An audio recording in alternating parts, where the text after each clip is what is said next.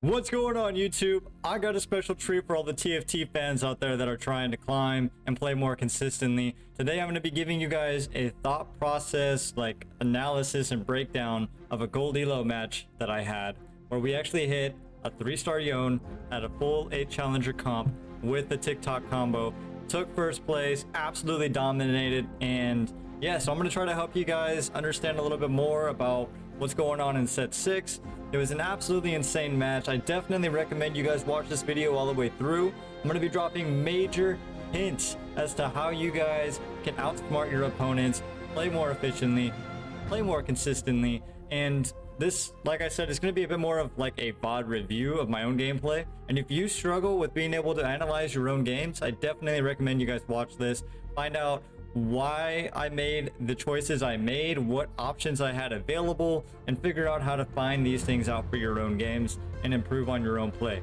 If you didn't know, I stream every day, Monday through Friday, 5 to 7 in the morning and 7 to 9 at night. I always play TFT in the morning usually, so that's the best time to find me if you're looking for this type of content. And if you guys enjoyed the video, if you learned something, if you liked it, if you thought I did a good job, leave a like on it, comment down below what you thought, and hit that subscribe button with a little bell so that way you guys get notifications on the next videos that I release. And let's get into it.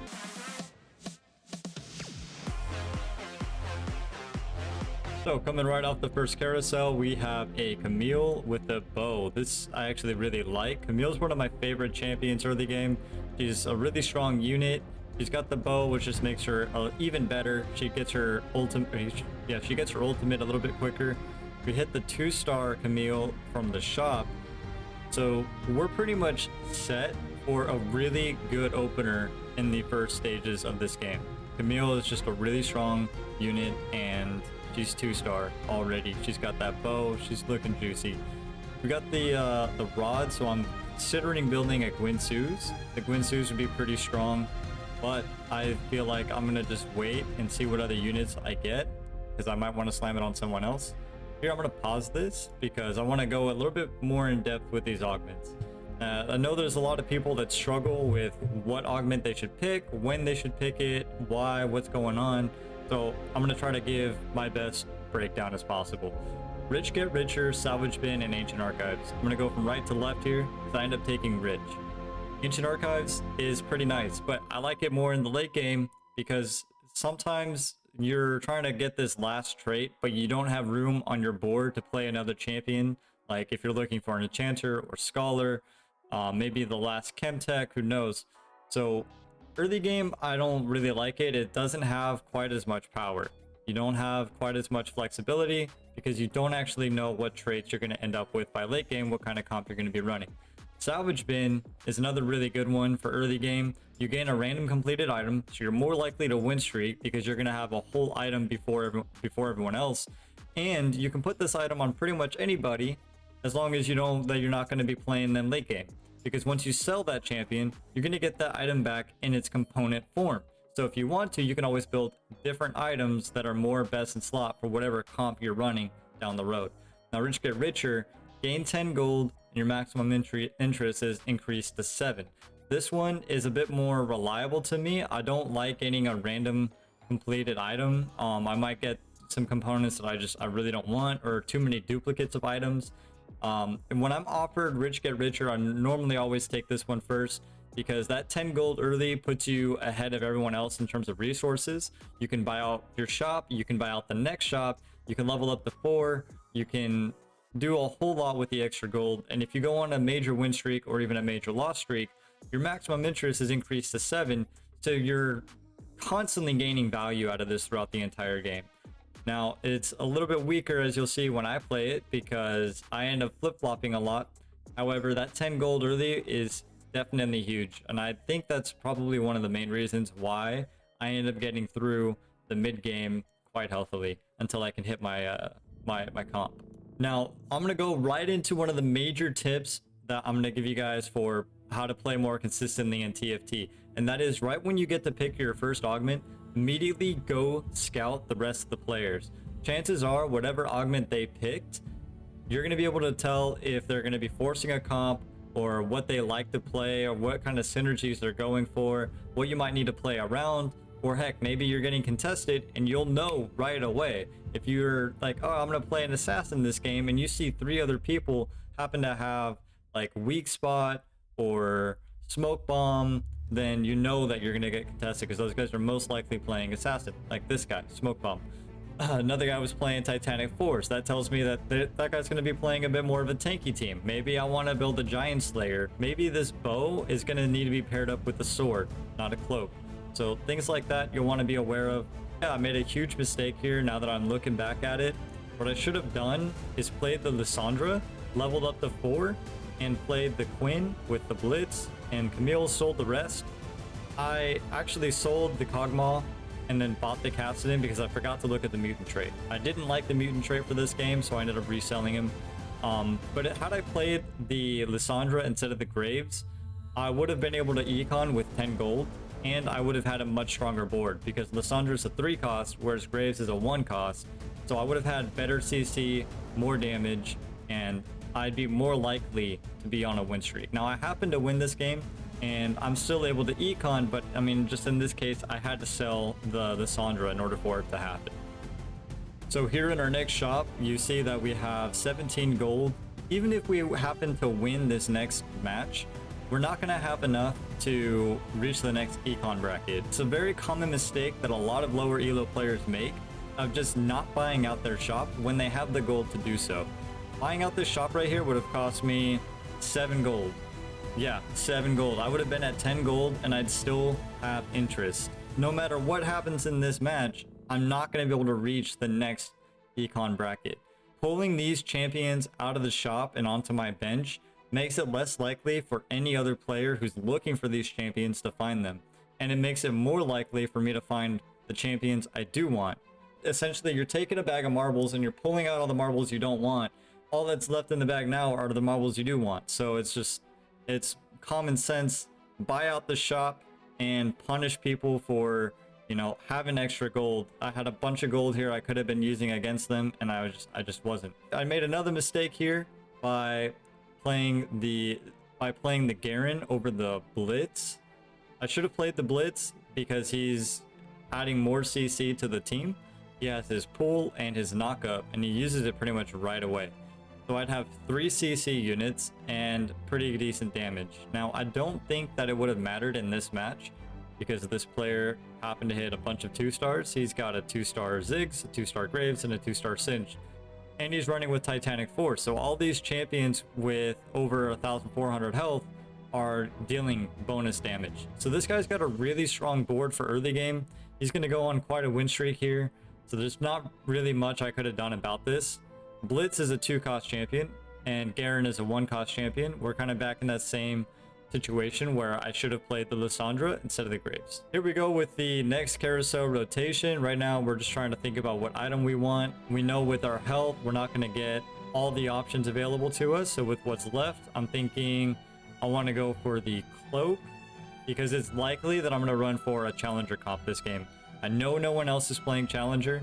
No one else is really contesting me for it, and they're not really building the items for it. So I'm gonna grab the cloak because it goes into a Runins, and I buy the Garen, so that's another pair. However, the Runins, I'm considering about slamming it, but I know the Runins isn't super strong this early, so I'm not too worried about it. One thing I do realize though is that if I'm gonna be playing challengers, I'm gonna need this Camille for late game. And she's got a bow on her, which is kind of useless because I'm not going to be using her as a carry. I need to sell this Camille, and I'm going to have to buy 3 more Camilles to replace her. She's holding me back late game. So it's something I'm keeping in mind. I don't want to level up too quickly and miss out on the opportunity to have a full team. We do see that this player is playing with Camille and Quinn. So it's very similar to ours, but I noticed that Mercenary. And if you look at the gold on our benches here, I had 30 gold and she had 10. So it was more likely that I would win the contest if we were contesting for challenger. I'd be able to level up faster. I'd have more pressure and power over her in buying out champions from the shop, and she wouldn't have too much of a fun time. But because I saw that mercenary, I don't think that was her plan anyways. I'm pretty sure they were going to go for a lose streak and then try to flip it. Again, here, if I'm not going to be selling my bench to reach the next econ bracket, I should have bought out this entire shop. It wouldn't have put me below 30 gold. It would just make it more likely for me to hit those Camille's and to take away champions from other players. We know the other guy is playing with more bruiser, more tanky comp, and Trundle fits really well into that comp with Titanic Force. So taking a Trundle away would definitely be a huge benefit to us. We're not punishing these players with our extra gold. And it's something that I'm gonna keep saying. I want you guys to understand that it's a very common mistake that we all make, but it's one that if we actually analyze properly, then it's one that we can punish a lot of people for. We do see the Garens inside the shop, so we hit that 2-star. We sell the Caitlyn's. I'm not playing her. It was nice that we hit 3 Caitlyn's off of 1 Krug, but you know, all it is 3 gold, so it's not really that huge. You generally prefer as many items as possible as early as possible. We slam the armor on the Garen just because he's a 2-star unit now, so he's going to be living a lot longer. We put him in the front. There's going to be more units around him. We're going to get a lot of value off of that Sunfire Cape. This next round, you should see in the top right over here that Garen's going to be dealing the most damage for the next couple rounds just because Sunfire's pretty broken in the early stages. So right now we have a good mix of frontline and backline. That's exactly what you want when you're playing in the early game of TFT. You want backline and frontline. You want to have offensive items and defensive items. You want to be building them evenly. You don't want to be too much on one and too little on the other. We see the Yone in the shop. She's a really good unit. She pairs up really well with Garen for the academy bonus, or she could pair up with the Blitzcrank for the bodyguard bonus. Because Garen is 2-star, this was definitely the best way to go with the Yone and Garen combo. And then I'm saving the Blitz on the side in case I want to play him later. You're never guaranteed to hit the units you want, so when you get a good unit that you can make work, definitely keep it on the side because you might be playing them later.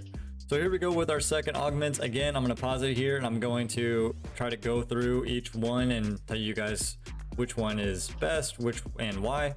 So we have On Guard, Pandora's items, grab bag.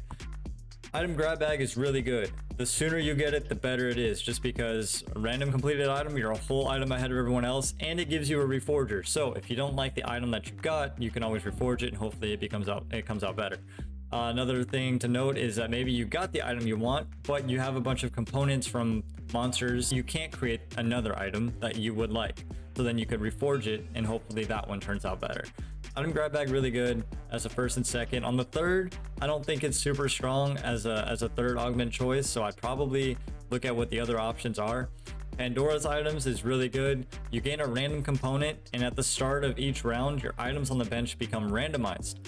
If you want to save a component, you need to drag it over to a unit on your bench or on your board. That's the only way it won't randomize. But it's really nice because if you have a bunch of components that you can't use for your comp, every round that component will randomize into a different one and it's more likely to fit your style. On guard, at this point, I know that I'm going to be running with Challenger, so I decide to go with it. The first time an enemy is attacked by a Challenger, they're disarmed for 3 seconds. Challenge trait, it gives every Challenger bonus attack speed. I'm running with Clockwork, so that's another huge bonus to attack speed, and it scales based off how many augments we have. So On Guard in general is going to be huge if we're playing Challengers, just because we get that 3 seconds of CC on every Challenger on our board. And then again, once you've picked these augments, you need to go and scout the rest of the players. You want to know what augments they're picking, what comp are they going for, such and so forth. The more knowledge you have, the more powerful you're going to be.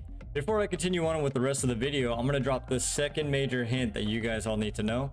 And that is why certain items are good in certain situations than others, and when you want to be building them and for what comps. I'm not going to go into all the details. I'm just going to do a loose breakdown just because all that other information can be looked up elsewhere. There's tons of information out there as to what champions are good, what items are good, but items synergize just like units do. You don't have actual synergies that you can look at and say, oh, well, academy and academy, so that goes together. It's not that simple. Depending on the comp that you're running, you need to know the type of damage that they're dealing. For instance, if you're looking at like an Orianna and you have Infinity Edge and a Rabadon's Death Cap and a Hand of Justice. These are garbage items. I mean, they're good items, but you built them in the wrong way, so you're not getting as much value as you should be. Now, if you had changed from a Hand of Justice to a Jeweled Gauntlet, you just turned an F rank item list into an S rank item list, because the Jeweled Gauntlet is going to make all of Oriana's spells crit. Now, with the Infinity Edge giving her extra crit chance and extra crit damage, her ultimate is going to one-shot. Her Rabadon's Death Cap is increasing her ability power, which is what's going to scale up her ultimate as well. So the whole 3-item combo is a complete synergy. And a lot of people don't know that. A lot of people in lower elo I see consistently building items like this, and it hurts their comp, and it hurts me to see it, because it's something so simple that just most people don't know. So definitely be mindful what items you're slamming and who you're slamming them on. So moving on to the next carousel, we see the Yone. We know we're not going to hit him. The very first guy that got let out went ahead and snagged him. We're going to scout around and see what other people have on their board, maybe what kind of items they have. Right now we're looking for another bow. Another bow would go really good for a Yone challenger comp, and it's right there on Cho'Gath. So we go ahead and snag that. That's huge. There was a Fiora I saw available, but someone snagged it before we were even released, so not even worried. We hit the Quinn 2-star on this shop, so we go ahead and snag that. We grab the other Camille, we sell the Cho'Gath for the bow, and we roll down a little bit here. We're trying to hit that Camille before we move on. We only have a 25% chance at hitting her at this point, so if we push to level 7 without finishing this Camille, we could be stuck with the Camille with a bow, and it would just be a complete disaster for late game. We end up hitting the Camille though, we get pretty lucky, so swap her out and head on to the next match. Now, I don't remember if I win or lose this one, but this guy is playing Imperial. He's got that Samira, he's got that Swain. His board is pretty weak. He's got a bunch of one-star champions and not a whole lot of items built. And you can see how adding in this CC to my backline is really what's carrying these fights. The Quinn's disarm, the Zillion's bomb, and the fact that I picked up On Guard for the 2 challengers I have is huge. I roll down to 50 and I just put it into levels here. I hit my Camille, so now I'm looking to push level 7, level 8. I want to find that Yone as soon as possible so I can slam these items. Right now, I have no one to really slam them on. I could potentially be using all these champions up until the late game. In this match, this guy has a lot of health. He's got over 50 health, and he's got no gold. Now, if you look at his augments, he's got Celestial Blessing, and he's got Item Grab Bag. He's got no reason to spend all of his economy like that. He literally wasted all of his resources to gain 1 level. He got that level and it beat me, sure, but barely. And I still have 50 gold ahead of him. You need to be wiser about when you spend your money and why.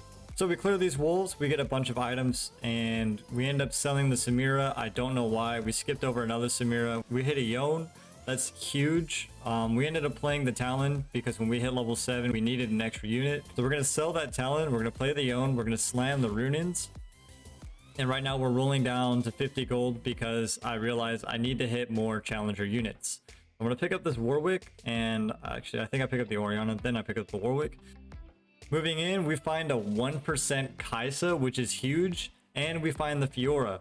At this point, I'm thinking I can go 6 challenger, and the fact that I hit a 1% Kaisa at level 7, I think it's completely worth it. I'm going to swap over the Sunfire to the Leona. I slammed the Frozen Heart. The Frozen Heart goes really well with this comp. So the disarm for 3 seconds plus the reduced attack speed, and then my challengers are just going to pop off.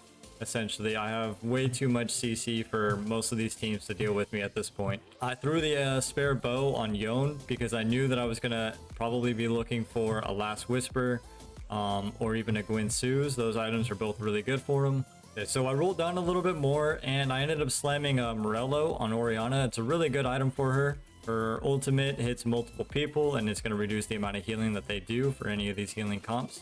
I ended up hitting another Yone, and I keep flip-flopping my streak. I haven't gone on a solid win streak, and I haven't gone on a solid losing streak. So right now, my first augment choice, I'm not maximizing the value out of. If I'm gonna lose, I should try to keep losing, and if I'm gonna win, I should definitely try to keep winning. Moving on to the next carousel, we see the Kaisa. Again, the Kaisa's taken before we even have a chance. Right now, we're looking for the Blitz. We want to grab that glove and slam it on the Yone. We're gonna finish out that last whisper. He's gonna be reducing the target's armor. He's gonna be hitting a lot of different targets because of the runins. I'm gonna sell these blitz cranks. I'm no longer gonna use that champion. And now I need to roll down. I need to roll down and I need to hit my Warwick and my Fiora, my Leona. And I happen to high roll instead and I hit a bunch of Yones. Now I've got 5 Yones and 1 Warwick. And when I was playing this match, I couldn't stop laughing. I was like, no way did I just hit a 1% Kaisa and 5 Yones at level 7 and I've only hit 1 Warwick. It's just an insane high roll, incredible luck really. And sometimes the game just gives it to you. Now this assassin guy can't deal with me. My Yone is doing way too much damage. He's too strong. I've got too much CC. I've got 6 challengers with on guard. I've got that Quinn in the background as well. Moving on to the third augment choices. And this time we've got a bunch of prismatic ones to choose from. And all 3 of these would have gone super well with our comp, but I'm going to explain why we did and didn't pick these choices. So just for fair warning, if you happen to see these prismatic augments at the very beginning instead of all the way at the end, if these were like your first or second choices, you really need to make a decision at that point what comp you want to run for, because getting 2 additional traits for free is huge. It pretty much forces that comp, and if anyone tries to contest you, it gives you a lot of leeway to substitute out specific units that were supposed to be in that trait. It pretty much gives you a whole new way to counter your enemies. Knife's Edge 3 is probably the most flexible, as most comps will have their damage dealers being in the front 2 rows. If you're playing with assassins, then this is pretty garbage, so don't go for Knife's Edge if you already know you're playing assassins. In our case right now, we have these as our last augment choices for the game, and I opted for the Challenger Soul because 8 Challenger, knowing I have a Kaisa, my Yone is pretty much full best in slot, and now for level 8 and level 9, I'll be able to play any champions I want. I don't need to worry about trying to finish out my Challenger comp. I can always play Orianna at level 8, and then like a Braum at level 9 or some other bodyguard, so that way I have a better front line, more tank, more taunts, and my attack speed is still, I still keep that TikTok combo with Orianna and Camille. The Clockwork Soul is really nice. It obviously would give me the opportunity to totally ditch Orianna and not have to worry about that type of synergy. At that point, I'd probably go for Enforcer and maybe even Bodyguard. So that way I have extra CC against the enemy's main carry. And then I also have another tank, another taunt on the team. Just went with Challenger Soul because I thought, you know what? I've had some crazy luck already. I'm probably going to hit this Yone 3. And having a Yone 3 with 8 Challenger, and I know if I do this at level 8, I'm going to throw in Orianna anyways. I've already slammed the Morello on her. It's a solid choice, and it definitely worked out. So here we go, heading into our Raptor camp. We finished out this fight with an easy dub, and we hit the Yone. That's pretty sweet. Start rolling down a little bit more. What did we find? No one yet. So we've hit 6 Yones. We've got the Warwick, and now we're just chilling. We're waiting until we want to see what these raptors give us in terms of items. We get a sword, we get a talon, we get a bow, and a crit glove. So these are really great items for our comp at the moment. Given that we don't have any items on Kaisa right now, I'm kind of thinking, okay, we could use that rod and build Gwyn Su's, and we end up hitting the 3-star Yone. We roll down to 50 gold trying to hit this Warwick, and we high roll the Yone. So we're slamming the Infinity Edge. We're giving the Gwyn Su's over to Kaisa. And at this point, we don't lose anymore. We've lost all our games earlier. We win streak this one all the way to the end. So in our next shop, we hit the Leona and we hit a Fiora, and we're still looking for those Warwicks. We hit the 2-star Fiora. I believe we take it. We're not worried about losing our economy at this point. We've been pretty efficient this whole game. We've stayed around 50 gold. We've always rolled down to 50. So a couple wins later, we're back at the carousel and we're looking at a bunch of completed items. We see the challenger emblem, which we don't need. We see the Guinsu's, might be pretty good to stack. We see the blue buff, also not terrible. And honestly, I was so dazzled by hitting that 3-star Yone, I ended up just dancing between all the items and not actually picking any of them. So I ended up getting stuck with the ZZ Rot. I believe I slam it on the Camille. I probably could have slammed it on anybody here, just didn't want to have to slam it on like a Kaisa or the Warwick, because the Warwick is only 1 star, he's pretty weak. And the ZZ Rot is a taunt, so any units that are around that item will just be taunted to attack them. The Camille's not too bad of a choice, just because she's got that shield whenever she uses her ultimate. Coming into our next shop, this is where I really started to feel like I might be griefing my win here. I ended up trying to roll down to 50 again, trying to hit this Warwick 2-star, and I just totally couldn't hit it. I haven't been able to hit it all game. You haven't been able to tell. I've hit literally everything else on the high roll and just stayed away from these Warwicks apparently. And I want to move on to the last final major tip for this video, which is tip number 3. We're talking about power spikes. Know when they're hit. This is what I mean when I say I felt like I was griefing trying to hit this 2-star Warwick. If you think about the carries of my comp and what my comp is capable of, this 1-star Warwick really isn't doing much, and hitting him to 2-star doesn't actually do a whole lot for me either. My power spike is not in Warwick. My power spike is in hitting level 8, throwing in Orianna, and then potentially going for level 9. With 8 units on the board, I'm more likely to win. Orianna's already 2-star. She's got an item. She's much more valuable than this Warwick is. I only need this Warwick in there for the 8 challenger. And so we slay that dragon. We receive a locket. So we're going to slam that on the Leona. And we've also got a magnetic remover. I have no plan to use that at this point. What I'm going to do is I'm going to hit level 8. I'm only 1 gold away from 50, so again, I feel like I did this pretty efficiently. I don't think I did anything wrong here, especially since I'm very likely to win this next match. I'm just dragging around this magnetic remover. I've got no use for it, unless I want to take off the ZZ Rot from Camille and put it to someone else, but I don't quite know why I would do that. It's just not necessary, so we're just gonna play this one out. And I think VN Pro dies here. Yep, he died. So, one less person in this lobby. We've got our 2 clockwork. We've got our 8 challenger TikTok combo. We're gonna put our gold into pre-leveling for 9. I've got nothing else to do at this point. I'm not gonna 3-star any other champions. It's very unlikely. I could spend all my gold and it's just not reliable. The most reliable thing is going for level 9 and throwing in another bodyguard at this point. You have to remember that anybody could make a comeback at this point. It's possible if they have enough gold and enough resources. If they're not already level 9, that they turn their board around into a way that just destroys you. Another thing you need to be mindful of is scouting. You need to always be scouting.